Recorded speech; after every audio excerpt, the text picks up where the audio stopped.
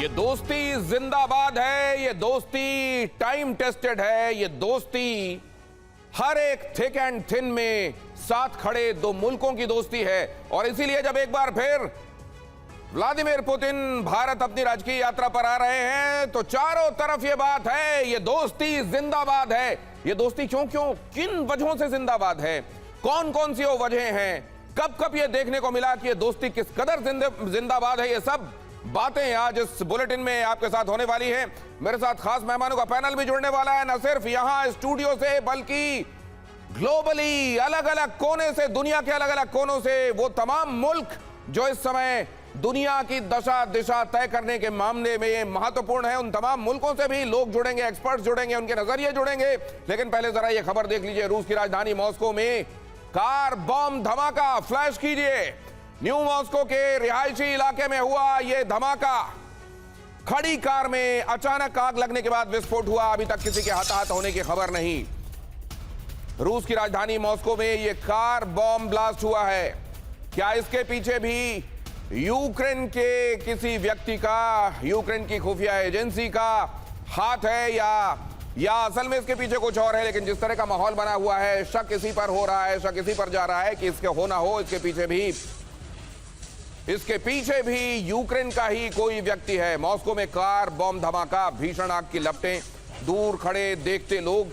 और ये हम आपको इसलिए बता रहे हैं कि इस समय हालात कौन से हैं, कौन सी स्थितियां प्रिवेलेंट हैं, कौन से वो हालात हैं जिनमें व्लादिमीर पुतिन रूस के राष्ट्रपति का भारत दौरा होने वाला है। क्योंकि जिन हालात में, जिस पृष्ठभूमि में यह दौरा होगा, जाहिर है वो पृष्ठभूमि भी महत्वपूर्ण है। और इस समय जो पृष्ठभूमि चल रही है, खासतौर से रशिया यूक्रेन वॉर के बीच में, वो मैं आपके सामने रख रहा हूं। अब जरा अगली खबर भी देख लीजिए। यूक्रेन ने रूसी एयरबेस पर किया अटैक, फ्रंट लाइन से 200 किलोमीटर दूर किया हमला। यूक्रेन ने दागी लॉन्ग नेपच्यून क्रूज मिसाइलें। यूक्रेन ने रूसी एयरबेस पर हमला किया, नेपच्यून क्रूज मिसाइलों से हमला। वार पलटवार का यह सिलसिला जो 3 साल 9 महीने से ज्यादा का अब हो चला है, वहां पर आप देख रहे हैं मौजूदा स्थिति क्या बता रही है। एक दूसरे पर हमला उस दौर में जब peace talks 28 pointer piece talk भी चर्चा में है। कहा जा रहा है कि ये फॉर्मूला असल में अगर मान लिया गया तो दुनिया की कम से कम इस युद्ध को लेकर चली आ रही चिंताओं को विराम मिलेगा। लेकिन ये लगता नहीं है कि इस समय इस समझौते की तरफ कोई भी सकारात्मक कदम बढ़ रहा है। क्या भारत यात्रा के बाद व्लादिमीर पुतिन जब भारत आएंगे तो क्या उसके बाद इस तरह की किसी संधि के मसौदे पर हस्ताक्षर के दरवाजे भी खुलेंगे क्या? क्योंकि पूरी दुनिया में ये समझा जाता है कि भारत की भूमिका भी इसमें महत्वपूर्ण होने वाली है। अगली खबर देखिए, रूसी सेना का विध्वंसक हमला। अब जरा देखिए रूस क्या कर रहा है। रूसी सेना का विध्वंसक हमला, रूसी हमले से थर्राया यूक्रेनी इलाका। रूसी सेना ने फैब बॉम्ब से किया प्रहार। हमले के बाद दहला यूक्रेन का मिर्नोग्राड। यूक्रेन में देखिए जरा इस धमाके की तासीर को महसूस कीजिए।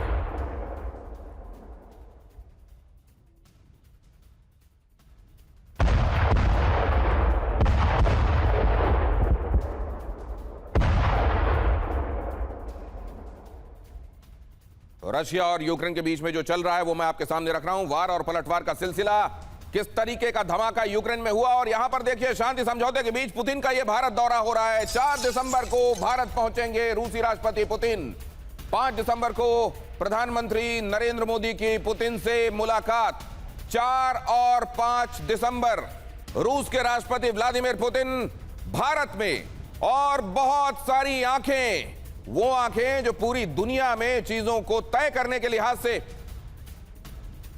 तय करने के हिसाब से महत्वपूर्ण है, वो तमाम निगाहें टकटकी लगाकर इस भारत यात्रा की तरफ देख रही हैं। हमारे साथ जुड़ने वाले खास मेहमानों से आपका परिचय करा दूं बहुत जल्दी से। और देखिए ये विस्तृत पैनल जब आपको बताएगा तो कुछ बाकी रह नहीं जाएगा। हमारे साथ जुड़ रहे हैं विनय शुक्ला, वरिष्ठ पत्रकार हैं, मॉस्को से हमारे साथ इस चर्चा में जुड़ रहे हैं। अखिल पराशर जुड़ रहे हैं बीजिंग से। चाइना भी बहुत क्लोजली वॉच करेगा कि यहां क्या चल रहा है जब रशियन प्रेसिडेंट हिंदुस्तान पहुंचते हैं। बीजिंग से अखिल पराशर हमको बताएंगे वहां क्या चल रहा है। Brajesh Mishra, foreign affair expert France से हमारे साथ इस चर्चा में जुड़ रहे हैं। वहां क्या चर्चाएं चल रही हैं, जाहिर है वेस्टर्न वर्ल्ड, खासतौर से यूरोप क्या सोच रहा है इस समय बहुत महत्वपूर्ण है जानना। इसलिए जर्मनी से भी हमारे साथ प्रसून शर्मा जुड़ रहे हैं, पूर्णिमा नाथ जुड़ रही हैं। अमेरिका इस दुनिया में सबसे महत्वपूर्ण मुल्क, इस महत्वपूर्ण यात्रा को कैसे देख रहा है? पूर्णिमा नाथ राजनीतिक विश्लेषक हमारे साथ अमेरिका से जुड़ रही हैं, और इसके अलावा डॉक्टर इरशाद अहमद खान हमारे साथ जुड़ रहे हैं,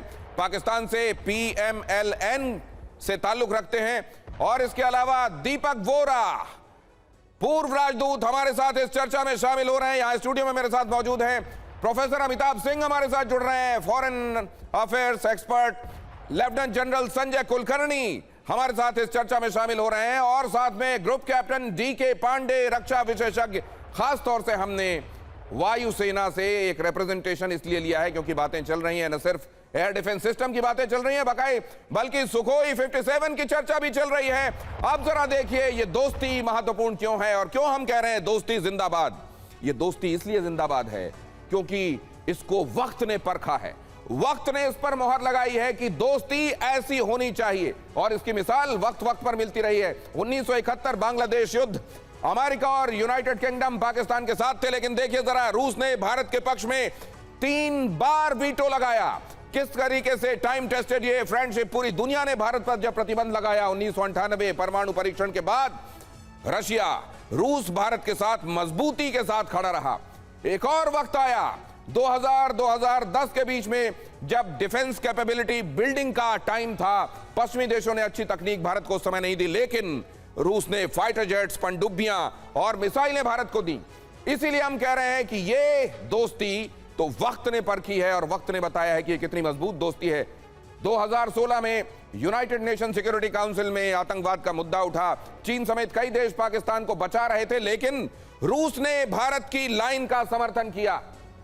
ये वो टाइम स्टैंप है जो आपको लगातार बताती है कि ये दो मुल्कों के बीच में सिर्फ किसी समय सुविधा के लिए हुई दोस्ती नहीं है। ये दोस्ती ऐसी है, कितने भी चैलेंजेस आए, कितने भी तूफान, टॉर्नेडो, लेकिन ये हिलने वाली नहीं। पुलवामा, बालाकोट में चीन ने संयम बरतने को कहा, रूस ने खुलकर भारत की कार्रवाई को सही ठहराया। ये इसीलिए ये दोस्ती महत्वपूर्ण है। इस दोस्ती ने कई उतार चढ़ाव देखे, लेकिन इसकी शिद्दत, इसकी तासीर बढ़ती ही गई, और इसीलिए इस दोस्ती की मिसालें दी जाती हैं। 2014 क्रिमिया संकट के समय क्या हुआ? पश्चिमी देशों ने रूस पर बैन लगाया, लेकिन भारत ने रूस का विरोध नहीं किया। भारत ने भी, पहले मैंने आपको यह बताया कि रशिया ने किस तरीके से इस दोस्ती में अपना रोल निभाया। अब जरा भारत की भूमिकाएं भी देखते जाइए। यहां पर आप देख रहे हैं वो वक्त 2015-2020 रूस को आर्म्स मार्केट से हटाने की कोशिश हुई, लेकिन उधर भारत ने S-400 समेत बड़ी डीलें रशिया के साथ जारी रखी। 2022 यूक्रेन युद्ध शुरू हुआ, पूरी दुनिया ने रूस को आक्रांता कहा, भारत तटस्थ था, सामान्य संबंध रशिया के साथ। उसने उस दौर में जब पूरे दुनिया में, और खासतौर से आप जानते हैं अमेरिका के इशारे पर जो बात शुरू हुई हो, ज्यादातर मुल्कों ने वो लाइन लेनी शुरू की, लेकिन भारत ने अपनी दोस्ती तटस्थता के साथ भी निभाई। 2022-2023 रूस पर बैन, G7 ने तेल की कीमतों पर कैपिंग की, इधर भारत ने यूनाइटेड स्टेट्स के दबाव के बावजूद रूस से तेल खरीदना जारी रखा। यह है दोस्ती। दोस्ती वहां भी दिखी जब 2023-2025 में मल्टीपोलर वर्ल्ड नैरेटिव चल रहा था, पश्चिमी देश रूस को अलग करना चाहते थे। भारत ने कहा रूस ग्लोबल ऑर्डर का अहम हिस्सा है, और इस तरीके से भारत ने भी और रूस ने भी न जाने कितने बार यह दिखाया है कि ये दोस्ती, दोनों तरफ से ये तालियां बज रही हैं, और इसीलिए दोस्ती अहम है। मेरे साथ जुड़ने वाले खास मेहमानों की तरफ मैं रुख करता हूं। ऐसी पृष्ठभूमि में, मौजूदा हालात में ये जो दौरा होने वाला है, किस लिहाज से, किस पहलू के लिहाज से खास होने वाला है? जनरल कुलकर्णी, शुरुआत आपके साथ करना चाहता हूं। बहुत बहुत धन्यवाद। मैं कहूंगा कि दोस्ती जिंदाबाद पहले भी थी, आज भी है और आगे भी रहेगी। ये दोस्ती मतलब की नहीं, ये भरोसे की दोस्ती है।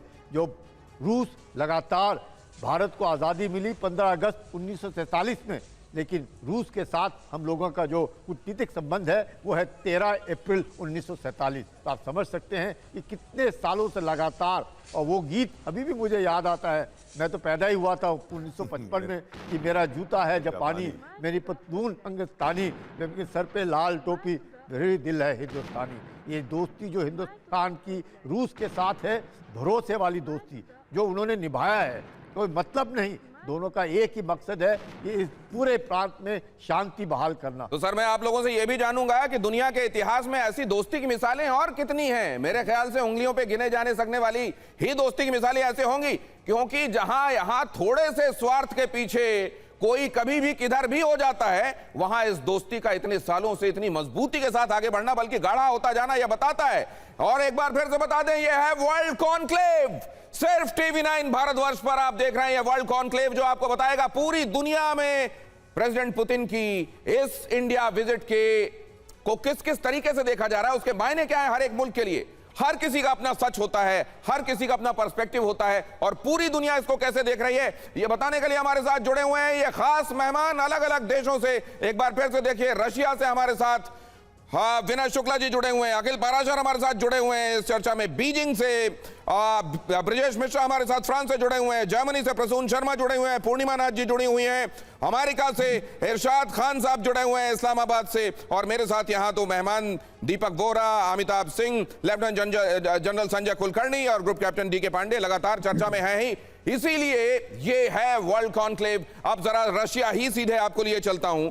विनय शुक्ला साहब, खुद रशिया कितनी उत्सुकता के साथ इस विजिट को देख रहा है? इस बार काफी रुचि बहुत हमेशा से रही है वैसे कि आप कोई रूसी नेता अगर जाता है भारत पर, इस बार कोई खास चीज है क्योंकि भारत ने अपना जो है वो दिखाया है रुतबा कि वो एक वाकई में तो थर्ड वर्ल्ड कंट्री नहीं है, एक उभरी पावर ग्लोबल साउथ की है। तो इस पृष्ठभूमि में बहुत रुचि ली जा रही है, क्योंकि पहले होता था कि जाते थे, कुछ डिक्लेरेशन साइन होती थी, कुछ समझौते होते थे, कुछ माल का आदान प्रदान के होते थे। तो इस बार जो है कि नई ग्लोबल व्यवस्था जो आपने जो बात कही सर, निर्माण हो रहा है, आपने कहा कि भारत इतनी मजबूती से उभरती हुई ताकत है कि उसको अब बहुत गंभीरता से पूरी दुनिया में लिया जा रहा है, और प्रेसिडेंट पुतिन रूस के राष्ट्रपति हैं। ये दो महत्वपूर्ण मुल्कों के बीच में, महत्वपूर्ण व्यक्तियों के बीच में, राष्ट्राध्यक्षों के बीच में मुलाकात इसलिए अहम हो जाती है, इसलिए इस बार मायने खास हैं। लेकिन जरा ये भी समझें, जहां RIC की बात की जाती है, रशिया, इंडिया, चाइना की बात की जाती है, वो महत्वपूर्ण तस्वीर जो हमने कुछ दिनों पहले देखी थी, जहां तीनों ही महत्वपूर्ण व्यक्ति, शी जिनपिंग उसमें दिखाई दे रहे थे, नरेंद्र मोदी उसमें दिखाई दे रहे थे, और पुतिन भी उसमें दिखाई दे रहे थे, पूरी दुनिया में इस ऑप्टिक्स के बहुत बड़े मायने थे। जरा बीजिंग ये समझना चाहता हूं अखिल पाराशर साहब आपसे, चाइना में वही वाली भावनाएं प्रिविलेंट हैं या थोड़ा मामला अलग हुआ है? भी ये तीनों जो नेता हैं, शी, मोदी और पुतिन, उनकी जो मुलाकात जो हुई थी, तीनों की जो तस्वीर थी काफी वायरल हुई थी, और वर्ल्ड स्टेज पर इसको काफी बड़े अच्छे तरीके से इसको देखा भी जा रहा था, और ये भी देखा जा रहा था कि ये जो तिगड़ी है ये कि अब जो दुनिया में जो लीड जो करेगा वो एशिया करेगा, ना कि वेस्टर्न कंट्रीज। अब जैसे ये जो पुतिन की जो ये यात्रा है उसको चीन काफी सतर्कता से देख रहा है, और वो ये भी देख रहा है कि मतलब चीन खुले तौर पर कुछ नहीं कहेगा, लेकिन और इसको काफी नजदीकी से देख रहा है इस यात्रा को, क्योंकि रूस जो है वो चीन का एक अहम साझेदार है, और चीन ये भी नहीं चाहता कि रूस जो है वो भारत के साथ ज्यादा करीब जाए। लेकिन रूस ये भी समझता है कि क्योंकि जो ये रूस और यूक्रेन जो वॉर हुआ था, हो रहा है, इसमें रूस कहीं ना कहीं थोड़ा कमजोर पड़ा है, तो रूस को साझेदार की आवश्यकता है, जरूरत है। तो इसलिए जब रूस और भारत और करीब आ रहे हैं तो उसमें वो चीज को समझ रहा है इस बात को। और रशिया और भारत और करीब आ रहे हैं, असल में ये कुर्बत पहले से थी। चाइना को ये शायद ही कभी पसंद आया होगा कि ये प्रॉक्सिमिटी है, ये कुर्बत है, लेकिन उसके बावजूद थी, और उसके बावजूद ये कुर्बत और बढ़ रही है। आगे चाइना इसको कैसे लेता है आपसे समझेंगे, लेकिन उससे पहले जरा एक खबर आप लोगों को ये बता दूं, और आप लोगों का दोबारा रुख करूं कि यूक्रेनी हमले में रूस का सैन्य ठिकाना तबाह हुआ है। वहां क्या चल रहा है रशिया और यूक्रेन के बीच में, जरा वो भी देख लीजिए। यूक्रेन ने रूसी हैंगर पर किया है अटैक, ड्रोन हमले में रूस को भारी नुकसान हुआ है।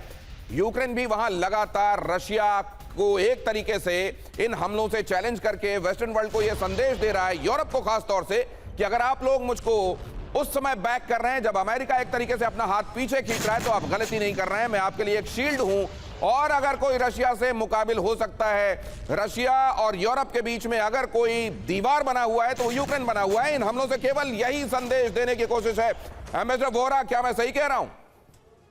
बहुत बहुत धन्यवाद सर। जब आपके साथ होता हूं आपसे बहुत कुछ सीखने को मिलता है। आप गलत कभी नहीं कहते। और मेरे साथ जनरल कुलकर्णी बैठे हैं, बाकी सब विशेषज्ञ बैठे हैं। एक चीज़ बता देता हूं sir, give me a minute. जो डिफेंस हमारा एलिमेंट है, हमारी दोस्ती रूस के साथ, उसको ज़्यादा ओवर एम्फसाइज मत करिएगा सर। बहुत सी और चीज़ें हैं, एनर्जी है। हम सोवियत संघ से कुछ नहीं लेते थे, रूस से बहुत तेल खरीद रहे हैं। पीपल टू पीपल कॉन्टैक्ट्स हैं। हमारी फिल्में सर, राज कपूर का इन्होंने गीत सुनाया, कितने पॉपुलर थे वो उस टाइम पे। और मिथुन चक्रवर्ती बहुत पॉपुलर थी। ये पीपल टू पीपल कनेक्ट है। अब वीज़ा ऑन अराइवल की बातचीत कर रही है। रूस के पास ढेर सारे रुपए पड़े हैं, उनको कहाँ इन्वेस्ट किया जाए। रूस पेट्रोलियम रिटेल सेल्स में भी यहाँ पे उन्होंने इन्वेस्ट किया है। तो मेरा मानना है कि मिलिट्री कोऑपरेशन के बाद भी बहुत से सेक्टर्स हैं जिसमें भारत और रूस नेचुरल पार्टनर्स हैं। हमने कभी कुछ नहीं किया जिससे रूस को नुकसान हो, रूस ने कभी कुछ नहीं किया जिससे भारत को नुकसान हो। और फाइनली ये जो वॉशिंगटन में मैकडोनल्ड, जो भी इनका नाम है, प्रेसिडेंट साहब बैठे हैं, मुझे अमेरिका के एक बहुत हास्य कवि थे पिछली शताब्दी के, ग्राउचो मार्क्स। तो वो हमेशा कहते थे, देखिए ये मेरे अटल सिद्धांत हैं, और अगर आप सहमत नहीं हैं तो मेरे पास दूसरे सिद्धांत भी हैं। तो ये है हमारी कहानी आज की। रूस पे हमले हो रहे हैं, यूक्रेन कर रहा है एटसेट्रा। पुतिन साहब यहाँ आ रहे हैं, मतलब कहने का है कि वो लोग संभाल लेंगे पीछे। ये फ्रेंडशिप, इन दोनों की बॉडी लैंग्वेज मैंने देखी है। इनसे मिला हुआ हूँ पुतिन साहब से साहब। 4 पोस्ट सोवियत देशों में आपका राजदूत रहा हूँ। Russia loves India, India loves Russia. और अगर ये प्यार है और ये नैसर्गिक प्यार है, तो फिर इससे जाहिर है पूरी दुनिया के लिए मायने निकलते हैं। वहां जब पीस प्लान की सिर्फ चर्चा हो रही है, ऐसा लग रहा है कि सामने तो रख दिया गया है, लेकिन ये सिर्फ मसौदा रह जाएगा टेबल पर पड़ा हुआ, या हो सकता है डस्टबिन में, या हो सकता है कहीं मूंगफलियां इसमें बेची जा रही हों।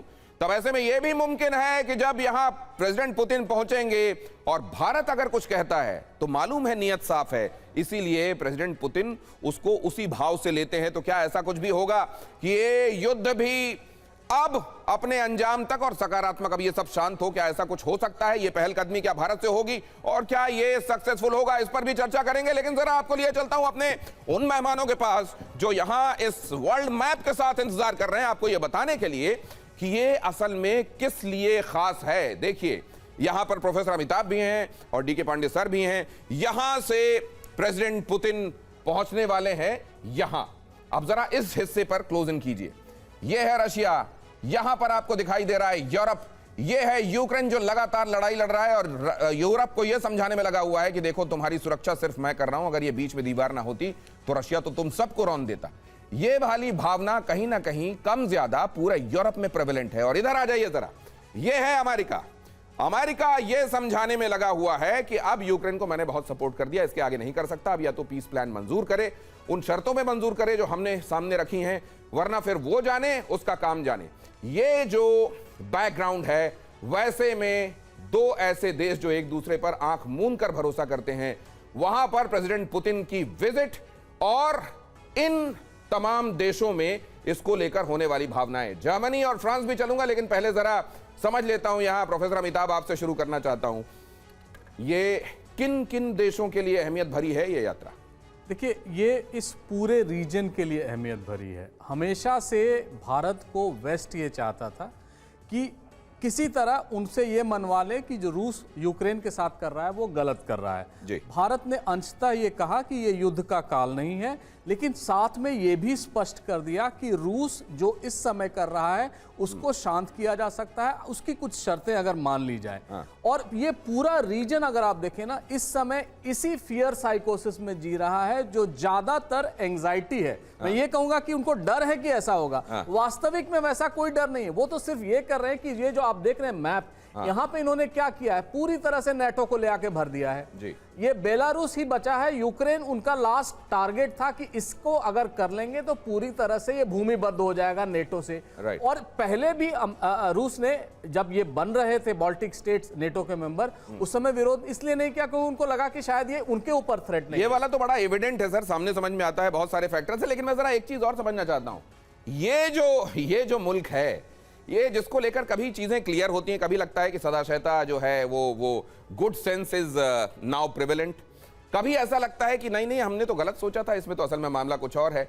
यह भी कहा जा रहा है कि अमेरिका इसलिए इन अ वे रशिया को इस समय फेवर कर रहा है क्योंकि वो नहीं चाहता कि चाइना और रशिया गठजोड़ ज्यादा मजबूत हो, इसलिए भी शायद वो जो पीस प्लान है उसमें रशिया की तरफ टिल्ट ज्यादा दिखाई देता है। ऐसे में जब ये विजिट हो रही है, मैं जरा चीन का भी नजरिया आपसे समझना चाहता हूं। डीके पांडे साहब, चाइना कैसे देख रहा है इसको? देखिए, बहुत ही महत्वपूर्ण है कि ये जो 3 कलर देख रहे हैं आप, इनका महत्वपूर्ण तो मुझे ये भी लगता है क्योंकि न्यूसेंस वैल्यू को इग्नोर नहीं कर सकते, पाकिस्तान है ये। देखिए, बिल्कुल जब ये तीनों के बीच में दूरी जो है वो समाप्त होने लगी, नजदीकियां बढ़ी, तो इनको जो है वो तकलीफ होना शुरू हुई और उन्होंने सोचा कि इसके लिए क्या किया जाए, तो उन्होंने इस क्षेत्र में ध्यान देना शुरू किया।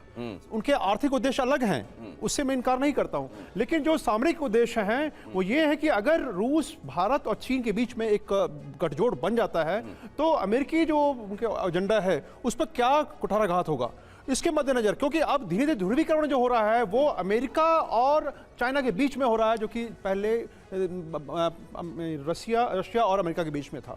साथ में भारत की भूमिका जिस प्रकार से बड़ी है, क्योंकि भारत की केमिस्ट्री हर देश के साथ है और हमने वसुधैव कुटुंबकम की नीतियों पर हमेशा भरोसा रखा है, तो जानता है कि भारत जो कहता है वही करता है, उसकी कथनी करनी में अंतर नहीं, जबकि अमेरिका का बिल्कुल उसकी पिक्चर उल्टी है।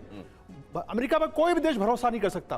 और रशिया के साथ ये है कि ये आपने महत्वपूर्ण बात कही कि आज के दौर में, पहले जो एक वक्त था जिसमें यह लगता था कि अगर देश 2 खेमों की तरफ जा रहे हैं, 2 महत्वपूर्ण खेमे हैं, तो एक अमेरिका का खेमा है, दूसरा खेमा है रशिया का, लेकिन अब ये खेमे जो है मोटे तौर पर देखे जाते हैं कि एक अमेरिका का पाला है और दूसरा पाला है चाइना का। ऐसे में प्रेसिडेंट पुतिन की भारत विजिट ये भी महत्वपूर्ण है। मैं चलूंगा जरा यूरोप भी चला जाए, वहां क्या सोचा जा रहा है वो भी समझ कर आया जाए। हमारे साथ ब्रजेश मिश्रा जुड़े हुए हैं फ्रांस से। ये बात जो कही जा रही है बार बार यूक्रेन की तरफ से कि ये लड़ाई मैं मेरी नहीं लड़ रहा हूं, या यूरोप की लड़ रहा हूं, क्या ये बात वैसी ही सब्सक्राइब की जा रही है क्या फ्रांस में भी इस समय? क्योंकि ये महत्वपूर्ण है कि वहां पर किस तरह के थॉट प्रोसेसेस चल रहे हैं जब प्रेसिडेंट पुतिन इंडिया आएंगे। ब्रजेश जी, अनम्यूट कीजिएगा प्लीज। ब्रजेश जी अनम्यूट कीजिए प्लीज, आप बोलते हुए दिखाई दे रहे हैं, सुनाई नहीं दे रहे हैं सर।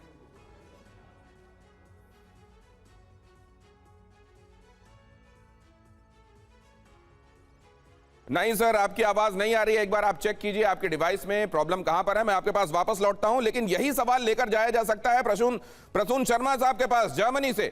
जर्मनी खास तौर से रशिया के साथ उसका जो एक्सपीरियंस है, आप जानते हैं वर्ल्ड वॉर के समय का, वो ये एक तरीके से मजबूर भी करता है कि इस समय ज्यादा एप्रीहेंशंस अगर किसी को हैं तो जर्मनी को हैं। जर्मनी में किस तरीके की भावनाएं हैं, क्या चल रहा है वहां दिमागों में, जरा उनसे समझते हैं।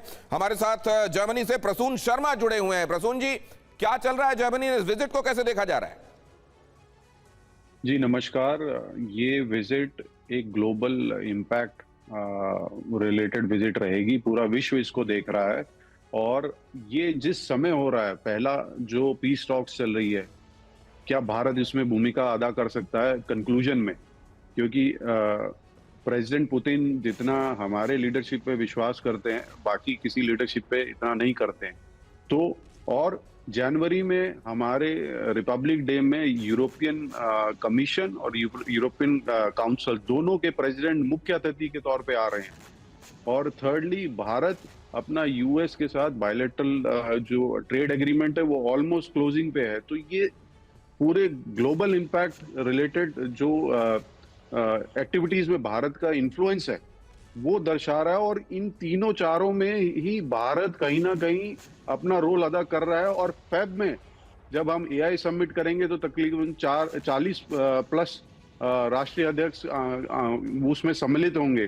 तो ये एक पूरा ग्लोबल इम्पैक्ट रिलेटेड मीटिंग्स और समिट्स हो रही है, और पूरा विश्व खासकर यूरोप बहुत ही मैं कहूंगा कि एक पॉजिटिव एस्पेक्ट से देख रहा है। कॉशियस जरूर हैं वो, भारत और रशिया के बीच जो ये बड़ी बात आप कह रहे हैं सर, ये बड़ी बात आप कह रहे हैं कि पूरे वर्ल्ड पर इसका इंपैक्ट होगा, ऐसा नहीं है कि किसी एक पर्टिकुलर रीजन पर इसका इंपैक्ट होगा। और वो क्यों होगा, उसकी शुरुआत हुई थी वहां से जहां पर विनय शुक्ला साहब ने एक बात अंडरलाइन की थी कि भारत की ताकत और भारत का आने वाले समय में वो जो प्रोजेक्शन दिखाई दे रहा है, कहीं पर कोई इग्नोर नहीं कर सकता। और इसीलिए भारत के प्रधानमंत्री ने भी बीते दिनों में कहा था, यूनाइटेड नेशन सिक्योरिटी काउंसिल को लेकर रिविजन्स अब मस्ट हैं। एक बार फिर से एम्बेसडर वोहरा के पास जाऊं, उससे पहले खबर दिखा दूं आपको। यूक्रेनी ड्रोन हमले के बाद पूरे मॉस्को में एयर रेड अलर्ट है। यूक्रेनी सीमा से 250 से ज्यादा फाइटर ड्रोन दागे गए हैं। ड्रोन से हमले लगातार किए जा रहे हैं यूक्रेन की तरफ से, और उसी में एक सिलसिला ये भी, रूस ने 230 से ज्यादा यूक्रेनी ड्रोन मार गिराने का दावा किया। मॉस्को में कई जगह दिखा यूक्रेनी ड्रोन का मलबा। यहां जरा सुनिए ये भिनभिनाती हुई मक्खियों की सी आवाज। एक साथ जब बहुत सारे ड्रोन भेजे जाते हैं दुश्मन की तरफ से, जो आवाजें आती हैं, और साथ में वो जिस तरीके से एयर डिफेंस सिस्टम को सैचुरेट करता है, उसकी तस्वीरें यहां पर। लेकिन उधर मॉस्को की तरफ से भी दावा यह किया जा रहा है कि हमने ज्यादातर को मार गिराया। यूक्रेन एक बार फिर से अपने ड्रोन के साथ यहां पर दिखाई दे रहा है। जनरल कुलकर्णी से इसके मायने समझेंगे, लेकिन एम्बेसडर वोहरा से एक जरा बात मैं समझ लूं। एम्बेसडर वोहरा, भारत देखिए दोनों बहुत अच्छे दोस्त हैं, दोस्ती जिंदाबाद है, लेकिन ये परिदृश्य, इसमें भारत की मजबूती को सब कोई रेखांकित कर रहे हैं। इसको कितना महत्वपूर्ण मानते हैं आप? भारत की मजबूती को सब कोई अंडरलाइन कर रहे हैं कि ये इस बार जो सिनेरियो बदला है वो इसलिए भी कि भारत बहुत तेजी से उभरती हुई ताकत है। आपने बहुत अहम प्रश्न पूछा और आपने खुद ही जवाब दे दिया उसका, कि सारी दुनिया इस समय देख रही है किस तरह भारत दुनिया की सबसे थर्ड नंबर पे मिलिट्री पावर में है, थर्ड लार्जेस्ट इकोनॉमी है, नंबर 1 पॉपुलेशन, एटसेट्रा एटसेट्रा। जो चीज़ें चाणक्य ने 2400 साल पहले कही थी कि देश में होनी चाहिए, अगर उसको पूरी तरह से अपनी ताकत को आजमाना है, तो ये सब कुछ हमारे पास है। लेकिन सर ये जो ढर्रा बना रहा अभी तक, खासतौर से यूनाइटेड नेशन सिक्योरिटी काउंसिल का भी, ये तमाम चीजें बदलने में और हिलने में कितना वक्त लेंगी सर? 500 साल।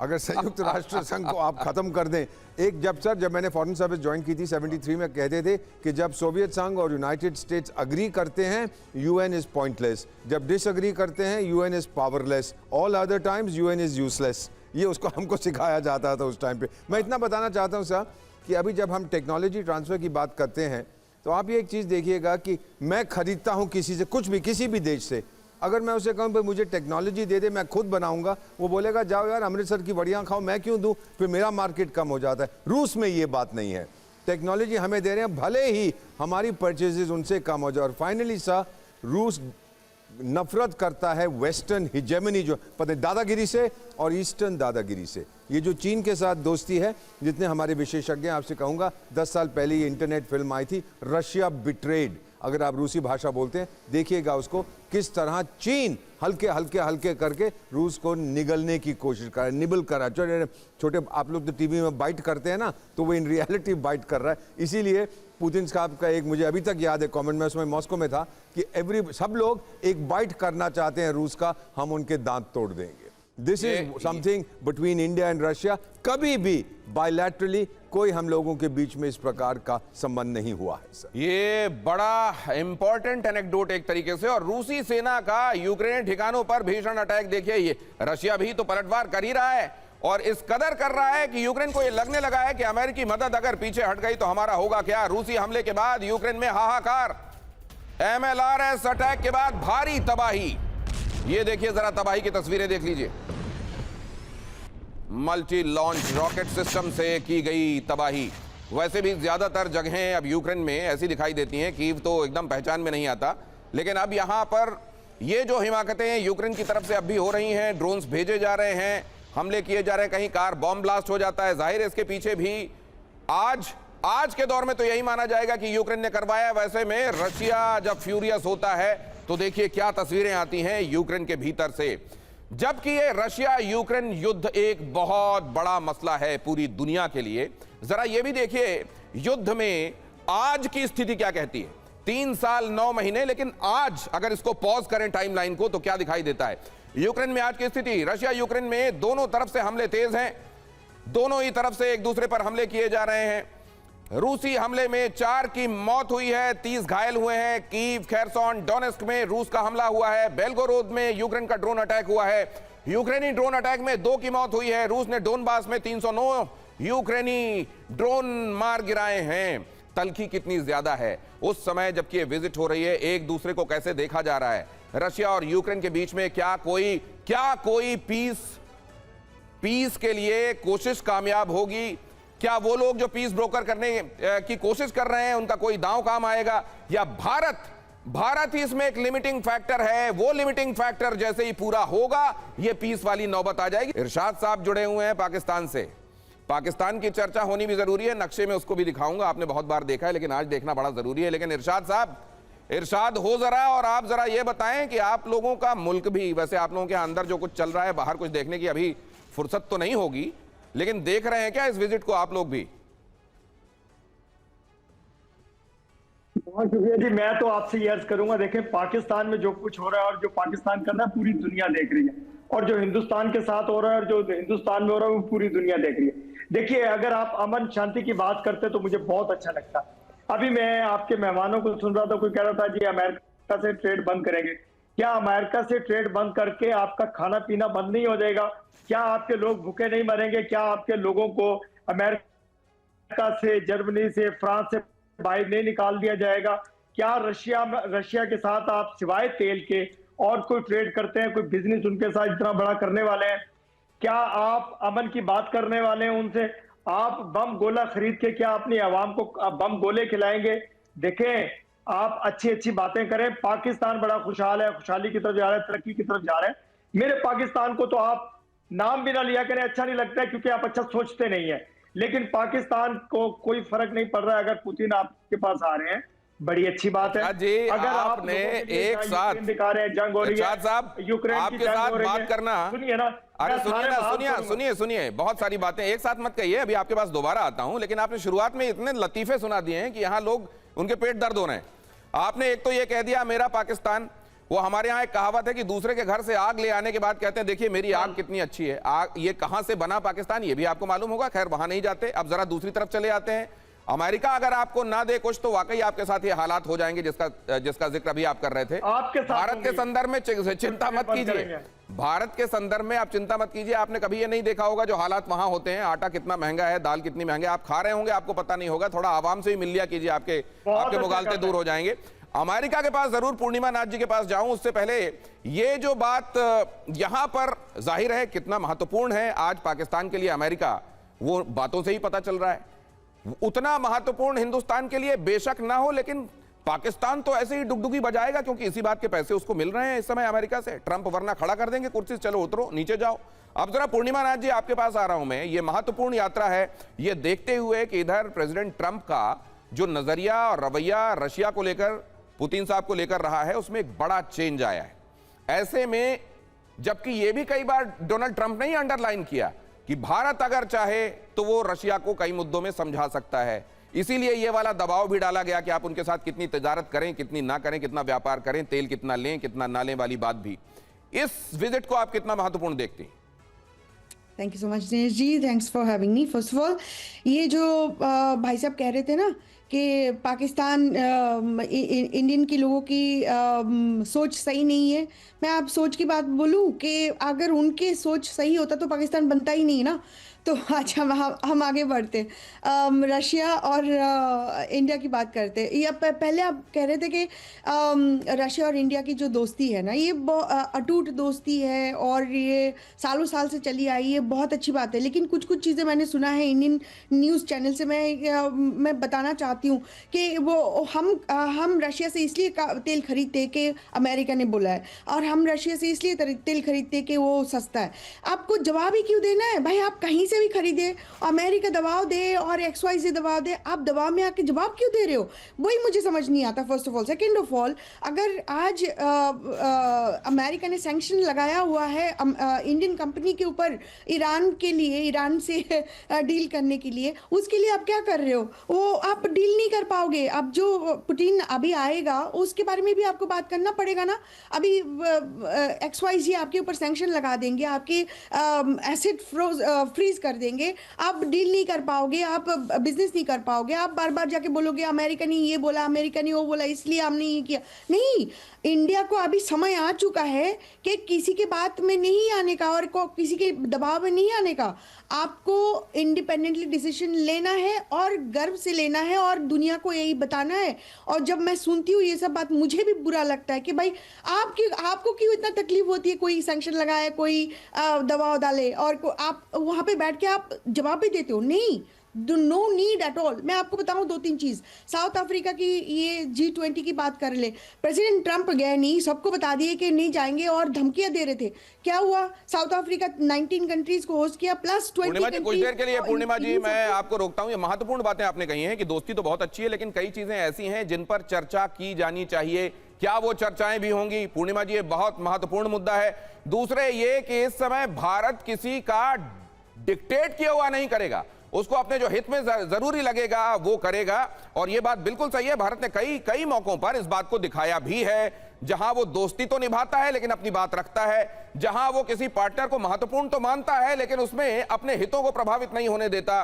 और क्या ये बात, ये जनरल कुलकर्णी, महत्वपूर्ण बात है। जब यहां दो दोस्त मिलकर सामने बैठेंगे, कई चीजें ऐसी हैं जिनमें हो सकता है नजरिए अलग अलग हों, कई चीजें ऐसी हैं जिनमें मान्यताएं अलग अलग हों। क्या उन मुद्दों को छेड़ा जाएगा या उनसे बचा जाएगा?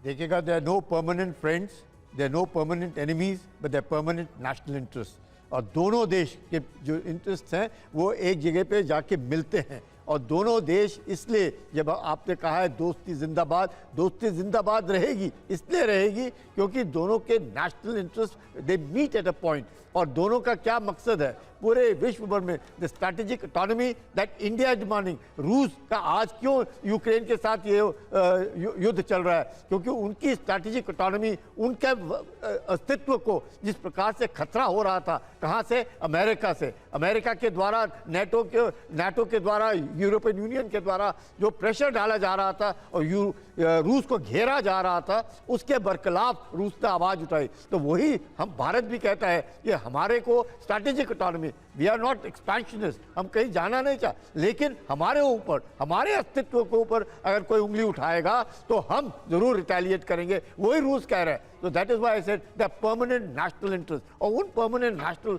इंटरेस्ट को लेकर के दोनों, इसलिए ये 23rd एनुअल मीट हो रहा है। क्यों हो रहा है 23rd एनुअल मीट? और इतने बावजूद जो जिस प्रकार से रूस और यूक्रेन के बीच युद्ध चल रहा है, आपको हैरानगी होगी कि 2025 में सब कोई कहता है कि रूस को दिक्कत आ रही है। They have been able to get 467 square kilometres every month of Ukraine. आप समझ सकते हैं ये 2000 वो लोग जो रशिया की ताकत को कम करके आंक रहे हैं, और ये लग रहा है उनको कि शायद वॉर फटीग सेट इन कर गया है रशिया में और उसको लग रहा है उसके पास रिसोर्स क्रंच है, अब वो ये मुगालता दूर कर दें। कम से कम इस वजह से तो शांति वाली नौबत नहीं आने वाली, और यहां पोजीशन ऑफ स्ट्रेंथ में रशिया ही है।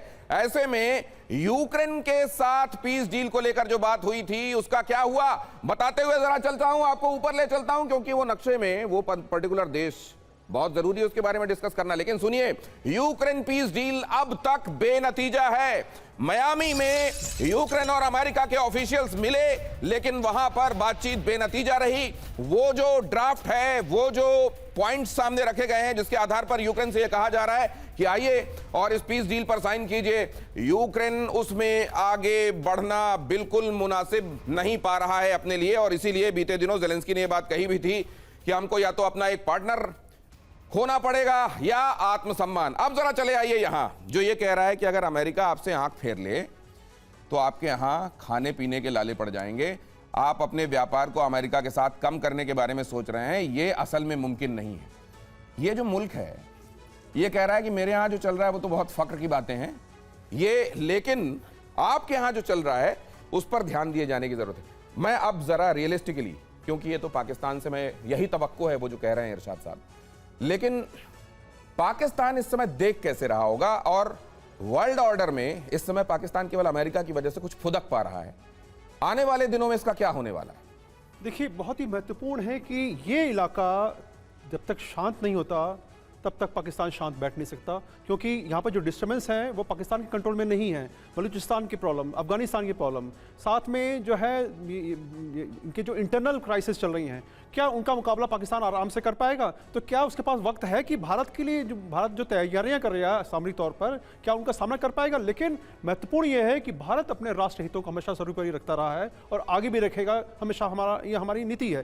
तो ऐसे कंडीशन में निश्चित रूप से हम ये थर्ड परसेप्शन देखते हैं कि क्या दोनों तरफ से हमारे पूर्वी और पश्चिमी मित्र जो हैं उनकी तरफ से हमें किस प्रकार। अब जरा मैं ये भी समझना चाहता हूं, मान लीजिए अगर यहां बात चल रही है S-400 की बात चल रही है या Su-57 की बात चल रही है, उधर साथ में बात चलती है प्रोफेसर अमिताभ काटसा की, क्योंकि जैसे ही इधर आप ये बात करते हैं उधर अमेरिका की त्योरियां चढ़ती हैं, काटसा की बात चलने लगती है।